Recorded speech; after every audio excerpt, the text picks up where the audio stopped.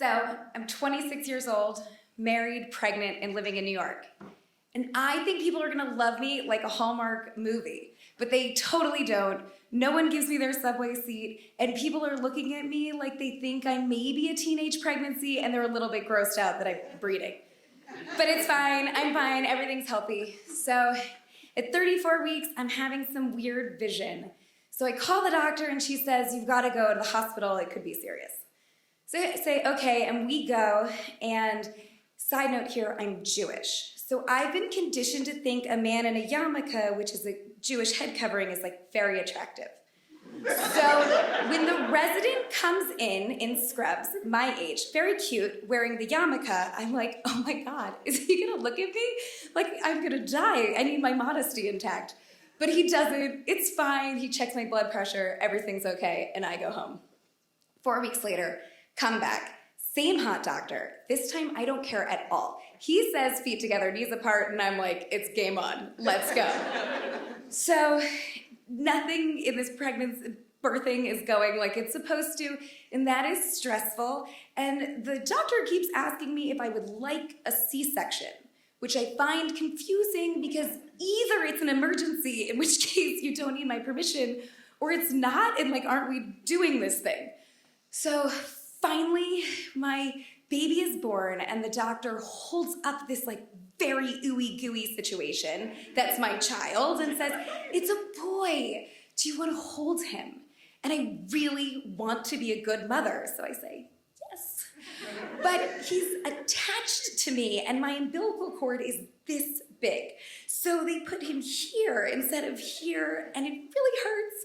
And so I look at my son into his eyes, and I say, cut him off. And they do, and then I put him to my chest, and I look in his eyes, and he looks in my eyes, and he's crying because he's a baby, and I'm crying because I'm a mama, and it is a love I have never known before.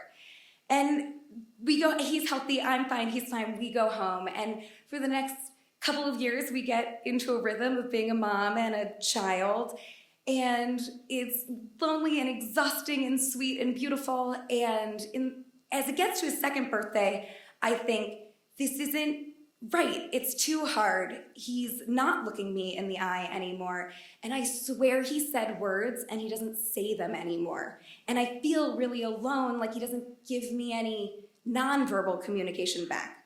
So I take him to the pediatrician on his second birthday and I say all of this. And the doctor looks me in the eye and he tells me I'm neurotic.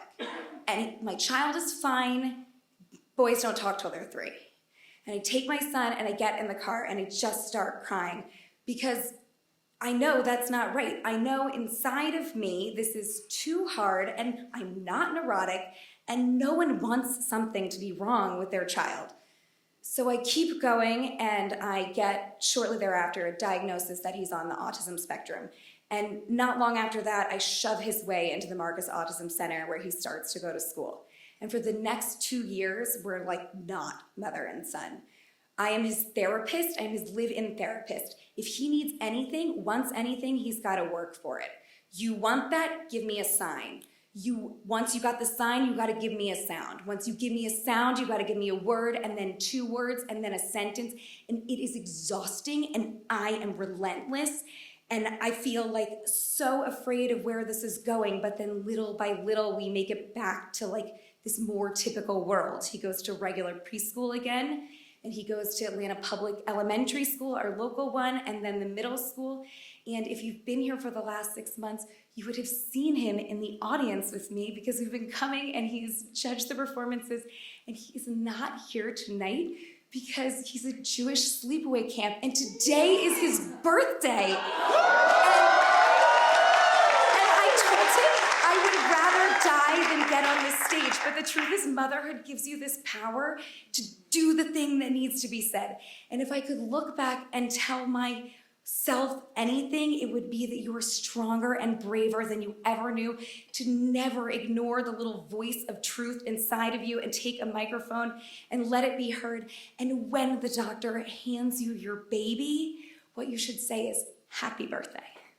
Thank you.